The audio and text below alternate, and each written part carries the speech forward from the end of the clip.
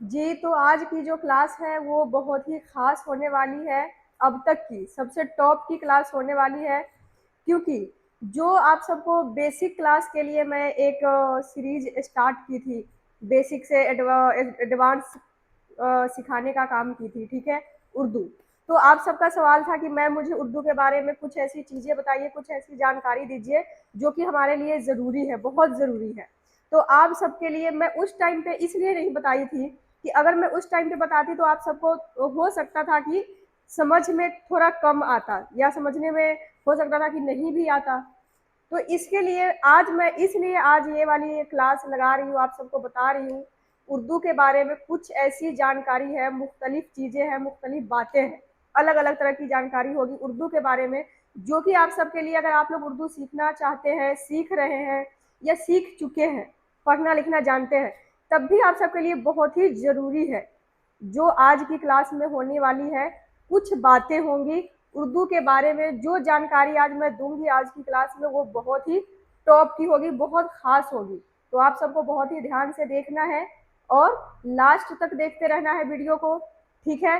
कुछ बातें मैं यहाँ पर बताने जा रही हूँ, तो जो मेरे ऑफलाइन वाले स्टूडेंट्स थे वो कह रहे थे कि मैम बताइए नहीं, कि हमें लिख दीजिए बोर्ड पे, ताकि हम लोग क्या करें, उसको नोट कर ले और उसको याद रखें। तो मैं सोची कि उसको रिकॉर्ड भी कर लिया जाए और आप सबको भी बताया जाए, जो अपने ऑनलाइन वाले हैं, जो वीडियो के माध्यम से उर्दू सीख रहे हैं, ठीक है?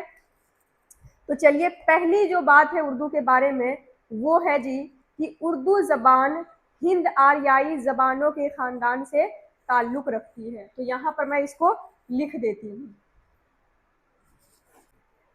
तो यहाँ पर लिखिए जी, पहला जो पहली बात है उर्दू के बारे में जो बहुत ही खास है कि उर्दू जबान हिंद आर्याई जबानों के खानदान से ताल्लुक रखती है। तो यहाँ पर मैं आप सबको लिख के आप लोग सेव कर लीजिएगा या स्क्रीनशॉट लेके रख लीजिएगा। जबान उर्दू जबान हिंद आर्याई, ठीक है? हिंद आर्याई जबानों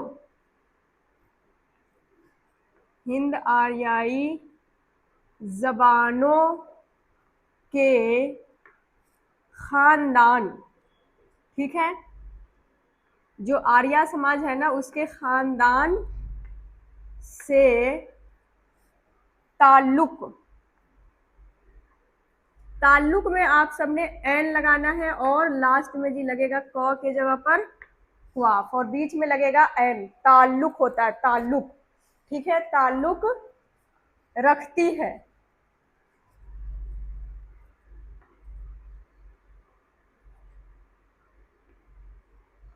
रखती है, ठीक है जी? तो यहाँ पर मैं क्या कर रही हूँ, बोर्ड पे लिख दे रही हूँ जो भी आज की क्लास में करवाया गया है। तो इससे क्या फायदा होगा कि आप लोग अपने पास इसको सेव करके रख लेंगे और इसकी जानकारी जो है, बेसिक की जानकारी उर्दू के बारे में, वो आप सबके लिए बहुत ज़रूरी है। तो आप सबको भी इसकी जानकारी पता होनी चाहिए। और ऊपर मैं लिख भी दी हूँ कि उर्दू जबान से मुतल्लिक चंद हकायक, उर्दू जबान से मुतल्लिक चंद हकायक, कुछ बातें, ठीक? कुछ हक की बातें। उसके बाद है जी दूसरा नंबर, और दूसरा नंबर में आप सबको मैं जब अपना क्लास स्टार्ट हुआ था, तो सबसे पहले वाले दिन में जो अपना पहला क्लास था, उसमें आप सबको मैं बताई थी कि जो उर्दू है वो दाएं से बाएं को लिखी जाती है, ठीक है? तो दाएं से किधर लिखेंगे, बाएं की तरफ। तो यहाँ पर चलिए मैं लिख देती हूँ, बाद में आप सबको याद रहे ना रहे, इसलिए मैं आज लिख भी देती हूँ। उर्दू जबान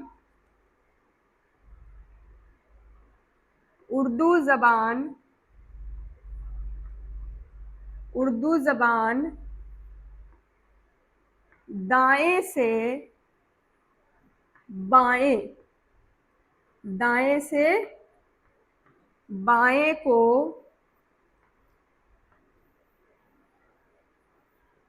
लिखी जाती है। देखिए, जो दूसरा इसका खास बात था उर्दू के बारे में, उर्दू की बेसिक के बारे में आप सबके लिए जानना बहुत जरूरी है। तो यहाँ पर क्या है, उर्दू जबान दाएं से बाएं को लिखी जाती है। कई मेरे ऐसे स्टूडेंट्स हैं जो कि ऑफलाइन में नहीं है, ऑनलाइन कर रहे हैं, तो ऑनलाइन उर्दू सीख रहे हैं। उनका ये भी सवाल था मेरे से कि मैम उर्दू के बारे में बताइए कि इसको किधर से कैसे लिखना है, इसको जो दो लाइन कॉपी के बीच में दो लाइन जो गैप है इसमें कैसे लिखना है जी। तो इसके लिए मैं आज सोची कि ये सारी बातें जो है इकट्ठा करके ऑफलाइन वाले को भी बताया जाए और ऑनलाइन वाले को भी। मैं शुरू वाले क्लास में नहीं बताई थी कि आप सबको समझ में नहीं आएगा, क्योंकि मैं उर्दू में लिखूंगी, तो आप लोग जब पढ़ना लिखना सीख जाएंगे तब मैं बताऊंगी।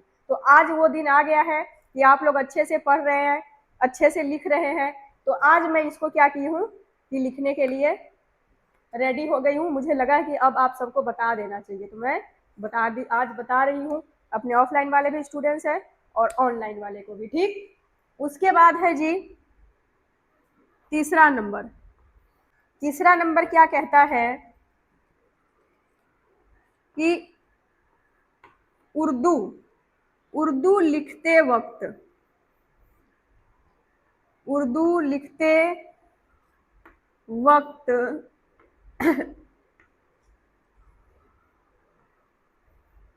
उसके हुरूफ उसके हुरूफ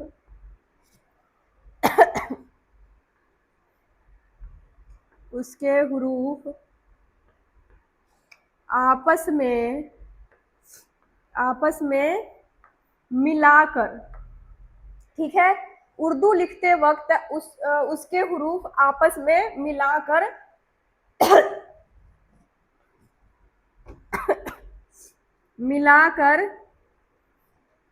लिखे जाते हैं।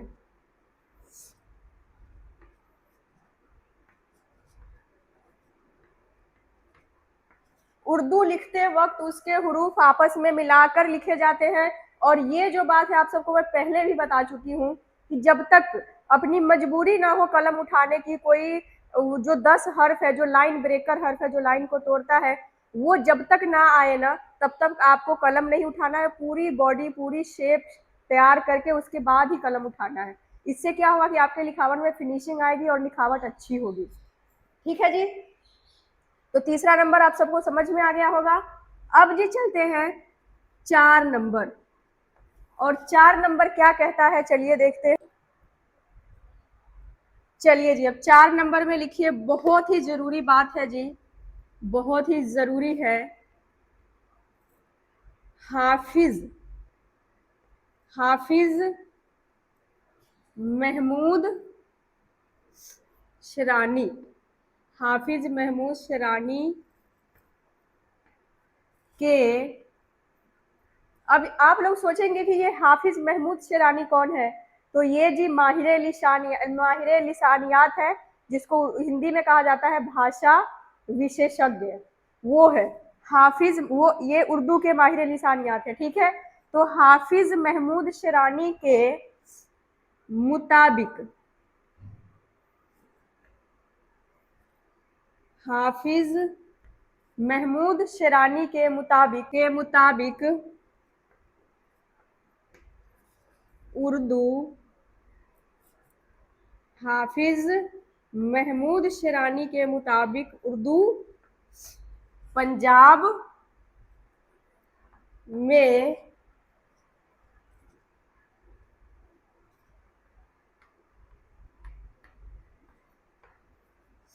पैदा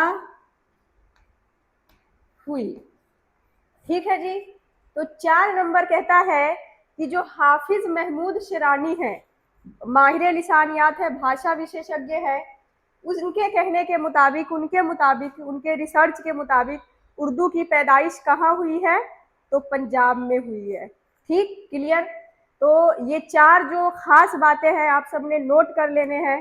और जी आप सबको अभी जाना नहीं है, क्योंकि अभी और भी बातें हैं उर्दू के बारे में जो मैं आप सबको बताने वाली हूँ जी। तो अब चलते हैं 5 नंबर की तरफ। और रूल 5 नंबर क्या कहता है उर्दू के बारे में, उर्दू के जो खास बातें हम लोग आज कर रहे हैं आज की क्लास में, तो आज देखते हैं कि 5 नंबर क्या कहता है। तो चलिए 5 नंबर करते हैं। तो देखिए 5 नंबर कहता है कि उर्दू उर्दू के पहले उर्दू के पहले नाम।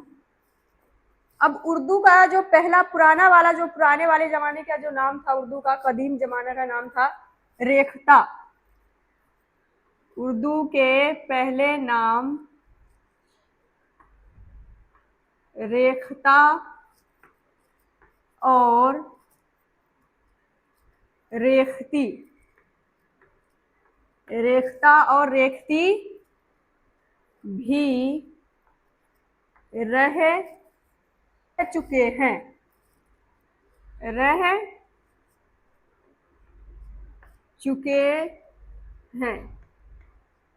तो उर्दू का नाम पहले क्या था? उर्दू नहीं था, रेख्ता और रेखती भी नाम रह चुका है उर्दू का पहले। ठीक, उसके बाद आ जाइए जी 6 नंबर। अब जी 6 नंबर में देखिए क्या है,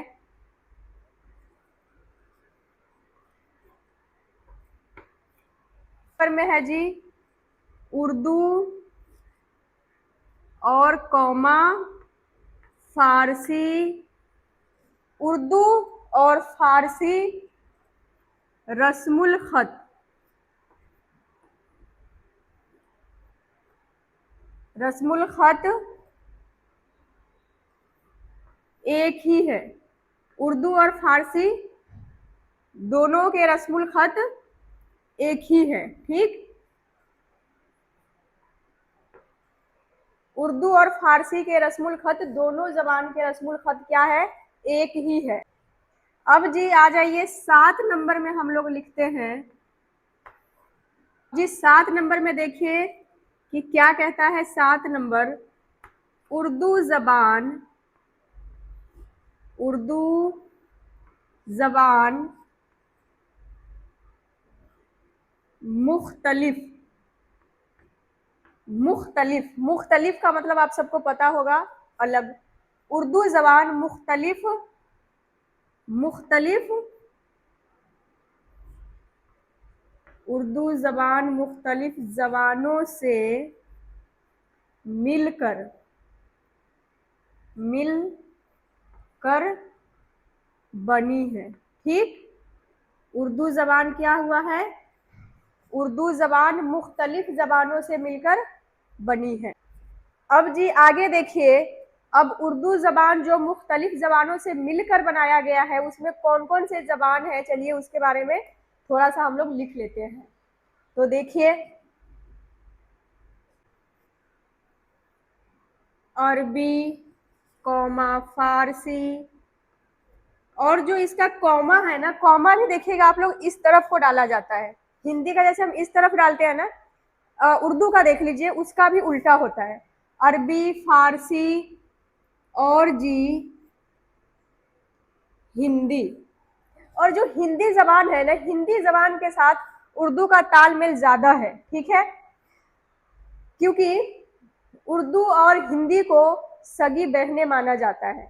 अब बहन ही क्यों, भाई क्यों नहीं? क्योंकि आप सबको मालूम होगा कि जबानें बोली जाती है, ये नहीं कि बोला जाता है, तो इसके लिए बहनें हैं आपस में। इसके बारे में बताया जाता है उर्दू के बारे में कि ये दोनों आपस में क्या है? बहनें हैं। तो अरबी, फारसी और जी हिंदी के बाद लिखिए पंजाबी। पंजाबी में आपको बहुत सारे ऐसे लफ्ज मिलेंगे जो कि उर्दू के लफ्ज होते हैं। ठीक, पंजाबी, संस्कृत, संस्कृत के भी हैं लफ्ज, संस्कृत, तुर्की, तुर्की भाषा को भी इसमें मिलाया गया है, तुर्की और जी अंग्रेजी। तुर्की के बाद लिखिए अंग्रेजी, अंग्रेजी वगैरह। वगैरह का यहाँ पर क्या मतलब है?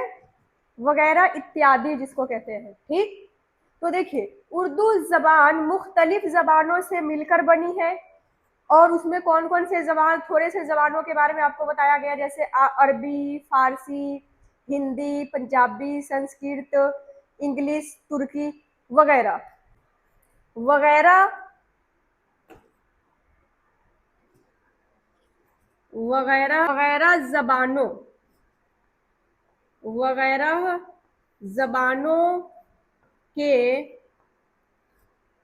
अल्फाज अल्फाज शामिल हैं। वगैरह जबानों के अल्फाज शामिल हैं। ठीक है जी। अब देखिए जो 7 नंबर है ना, वो बहुत खास बात है उर्दू के बारे में। वैसे तो सारे ही खास बातें हैं, और आप सबको आज की जो क्लास है उर्दू के बारे में जो चंद मालूमात आप सबको बताया गया है, दिया गया है, तो आज का जो क्लास है आप सबको कैसा लगा है मुझे कमेंट सेक्शन में ज़रूर बताइएगा। और जी, क्या आप सबके जो सवाल थे कि उर्दू के बारे में चंद ऐसी बातें होनी चाहिए, कोई खास बातें होनी चाहिए जो हम लोग को पता होना चाहिए, आप लोग जो बता रहे थे, मुझे मैसेज कर रहे थे, तो अब बताइएगा कि क्या आप सबका मसला क्लियर हो गया, मसला हल हो गया, और आप सबको ये वीडियो कैसा लगा है तो मुझे ज़रूर बताइएगा जी। और मिलते हैं हम लोग अगली क्लास में कोई नया मौजू, कोई नया टॉपिक के साथ। ठीक है जी।